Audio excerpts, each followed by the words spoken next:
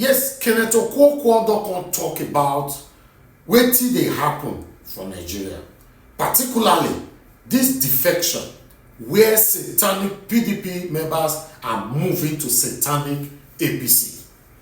Now, I would like us all to listen to what Kenneth Okonkwo have to say concerning this whole thing. TINUBU is already gone. Okay, thank you very much. And we will fight, everybody should fight, that the will of Nigeria should be secured when they go to vote in 2027. Thank and you. TINUBU will be out. Thank you. Dr. Abati, it's my pleasure being here. Thank you, viewers, for joining us. And our young Nigerian wife, Bimba, it's my pleasure being here with you. Thank you. You're getting younger by the day, actually. Young lady. She's a young lady, according to Chief Body Judge. Oh, yeah.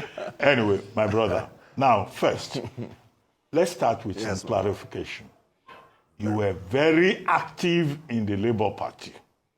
You were there in the court, all the way to the Supreme Court, defending Mr. Peter Obi and the Labour Party. But you switched. In some of your recent comments, you have been saying, well, nobody can remove President TINUBU except they have a coalition. Sometimes I was confused. I thought, okay, maybe Kenneth Okonkwo is now in the APC. Let us clarify where you belong to right now. Are you in the APC? We know you have left Labour Party, or you are on your way to the APC, which seems to be the trend, because you have said no single candidate can remove President TINUBU. So my assumption is that very soon we hear that you are also firmly in the APC. This is the season of defections. What do you think about this current up and down in Nigerian politics? Well, first and foremost, I do not join a party, or let me say, I do not leave a party because of another party. So I leave a party because of the party itself. And when I want to join another party, it's because of that party, not because I'm looking for anything. When I resigned from APC, I made it clear that I cannot follow a president who is insensitive to our spirit of diversity. He chose a fellow Muslim to give us same-faith ticket. Has that changed? I made it clear that Nigeria being a diverse nation, anybody that will not respect our religious diversity will not respect our ethnic diversity. Have I not been proved right? If APC wants me to join APC, these are my conditions. They promised Nigeria that 1 naira should be $1. Have they done that? When they do it, let them come calling, and I will consider them. Nigeria is a diverse nation where the presidency is an association between the president and the vice. And the Nigerian constitution is very clear that every association must cut across religious and ethnic barriers. So any president that is choosing a man of same-faith ticket and then choosing only the people from his own people or the people he perceives are his own people to be in governance is a president that unapologetically behaves in a very unconstitutional manner. He has no respect for rule of law. And Aristotle made it clear that rule of law will always be preferable to rule of an individual. Appetite for material things and other self-centered desires perverts holders of office. Apart from sapping our energy, draining our life and enthusiasm, there is nothing else that this government has achieved for Nigeria. And then contemplating that me, that entered politics for the welfare of the people, shall join an APC that is insensitive to the people's welfare, that has punished Nigerians with hunger and hardship. The World Bank report now said that Nigeria will sink further into poverty till 2027. That in Tinubu's regime, there is no hope for recovery from poverty. And they gave their reasons: structural economic weaknesses, dependence on oil revenue, national fragility. In other words, national conflicts. Look at what's happening in Plateau State. More than 100 persons have died, massacred by unknown people. And the president was in Paris and could not even cut his travel short to commiserate with people from Plateau State. Look at what's happening in Rivers State. A president declared martial law and removed constitutionally elected representatives of the people. And look at what's happening in Benue State. People dying. All the things this president has given Nigeria is tears and blood. And you want to say Kenneth Okonkwo will contemplate going into such an association? I tell you what Dove said man said. He said toxic leaders are energy vampires, draining life and enthusiasm out of the people they lead. You want my life and enthusiasm to be drained? No. I reject APC as presently constituted, as a party that does not live up to its promise, as a party that has inflicted Nigeria with hunger and hardship, as a party that does not recognize our diversity, as a party that has given us nothing except tears and blood. A land that God created to flow with oil, with wealth, with gold, is now flowing with tears and blood. Count me out of that unholy association. For now, I am a member of the coalition. And we are moving in that direction to solidify the unity amongst all the opposition forces to take out this government that, according to Senator Ndume, is a government of kakistocrats and kleptocrats, the government of worst of us, and the government of desperate thieves. According to Aristotle, he said when man is separated from law and justice, he becomes the worst of animals. And Plato may declare that man separated from law is the most savage beast. We have been reintroduced to the state of nature by this government, where life, according to Thomas Hobbes, has become solitary, nasty, brutish, poor, and of course short. That is what we're suffering in this country. In 2027, it is a different ball game, because we are now in the half of the match. If you say you want to bring another Southerner who is not TINUBU to come in, the North will say he's going to spend 8 years. And then that will still breach the agreement. And now that TINUBU is incomparably bad, would you say you give him another 4 years? That we will continue to sink, according to World Bank report, into further poverty and misery? Now, if you get a Northerner who will commence a rule in the middle of the game, would you say that if he spends 8 years, it has not become injustice? It will. Now, if you are in a coalition democratically, how do you choose somebody that will be acceptable by all his colleagues? These are very tough issues. And what I have decided is that, look, there is 4 more years that is remaining. Because we may not be able to choose anybody by selection and make the person to have the buy-in of all the other contestants, let there be an open primary election between North and South in a coalition. Whoever wins should agree to do 4 years to compensate for the injustice that will be meted out to any section. If another Southerner who is not TINUBU wins, he must say that he will do 4 more years to complete TINUBU's regime. If a Northerner wins, then let him do 4 years so that it will return back to the South. Because that is the only way that we may be able to stop this government that has become incurably bad. According to John Locke, when a government becomes destructive of the fundamental human rights of the people, they have the right in a social contract to alter the government, to change it or abolish it altogether. This government needs to be changed, and you have to give in something in order to get something. So basically, that is the only justice of the situation that I have seen. Where did I learn this from? I learned it from TINUBU himself.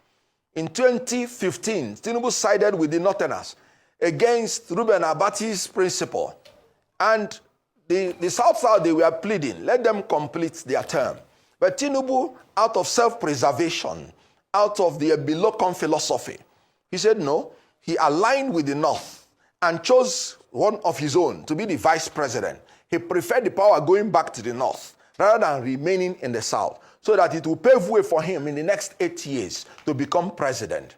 And that is why he's president today, because of that strategy. So in between the game, and when the incumbent is found wanting, the only way to move forward is by this method that I have enunciated. The people are the residue of power in a democracy. In 24 hours, if they make up their mind on something and they insist on it, that's the end of the whole thing. What is keeping TINUBU in office now? Because for me, he's already out.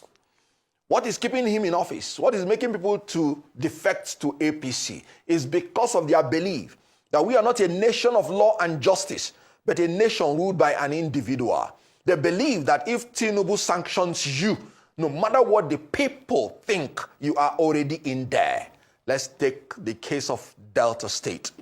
You understand that Ned Nwoko said that his governor is not a performing governor, and that his governor has not seen the light and has been antithetical to the development of his people. And this was the reason he entered APC. Remember that Omo Agege, for instance, has been nourishing the ambition to be the governor of Delta State. And he also is in APC, welcoming people in. Remember that Festus Keyamo has not been a fan to Omo Agege. And you know what? Oborowere himself, fearing that these people will now use that federal might against him, said the best strategy now, because he has not given us any economic, political, or social indices that APC is performing that made him to join APC. He said he is joining APC too. Why? Self-preservation, which is the law of nature in a state of nature. And now, what do you think will happen in Delta State? You want to tell Omo Agege to throw away his gubernatorial ambition? You may have something else coming. It is easier to steal the mace in the National Assembly than for Omo Agege to give up his gubernatorial ambition. And are you telling Senator Ned Nwoko to now go and fall for Oborowere that he has declared persona non grata in Delta State? So APC is already imploding and will continue to implode until they are blown to smithereens. And we are talking 2 years to the election. I've made it clear that everybody joining APC now will regret it. Because how do you think a nation of 200 million persons will tolerate to continue to be in ad infinitum poverty, ad infinitum hunger and hardship? Power resides with the people. When the people will speak, all these walls will crash. I'd like to ask you, Mr. Bayo Ononuga, spokesperson for President TINUBU, I said, look, all this coalition politics is dead on arrival. He has also said that, in fact, Nigerians should praise President TINUBU and praise the APC. That the reason everybody is trying to join the APC is because the APC is promoting democracy and serving the people's interests. He also made the point that in any case, politicians will always move from one party to the other, and they have the freedom of thought, speech, assembly, association, as you well know. Do you think that Mr. Ononuga is saying something to people like you who think that the coalition politics ongoing now is working? Well, I am surprised you're still taking such comments from such people very seriously. A man who called citizens of Nigeria aliens in their own country. A man who TINUBU is even more sincere than. At least TINUBU has acknowledged in some fora that things are difficult and he takes responsibility. But this is a man that pushes responsibility to every other person except this government. The greatest liability of this president is a media aide like Bayo Ononuga. The World Bank report will say something. The inflation will say something. And they will go and rebase. Have you ever seen where they are rebasing inflation?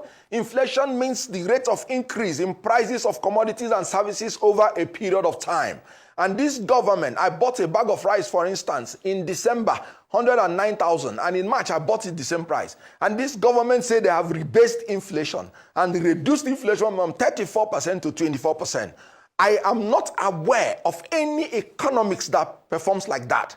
I know you rebase GDP when there are some areas you have not captured which you are recapturing, and then you are rebasing inflation. What a dubious government. And you have a media aide that wants to sell everything, including sand, as rice to Nigerian people. Let me tell you, coalition, and let me agree that you cannot blame the ruling party for any perfidy in the opposition party. It is a legitimate political attack, a legitimate one for that matter, for the ruling party to use every means that is peaceful and not by force to see whether they can bring confusion in the camp of the opposition. Blame the opposition if they cannot gather themselves together. I am a member of the opposition, and I will always tell them, if you do not come together, you will not win a TINUBU. So if they don't come together, don't blame the ruling party, because most of them are also looking for their stomach infrastructure. I told you that PDP is now a servant of servants, and LP under Abure is a housemaid to APC. So you wouldn't blame APC if they use enticement to destroy the opposition. But you will blame APC for not giving Nigerians good governance. And because of that, Nigerians will determine who will govern them. Let me tell you, they are relying that they will write results.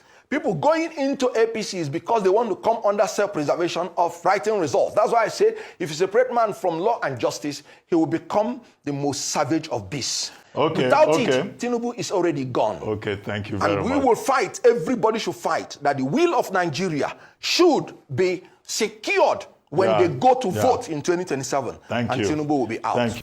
Yes, what's your take?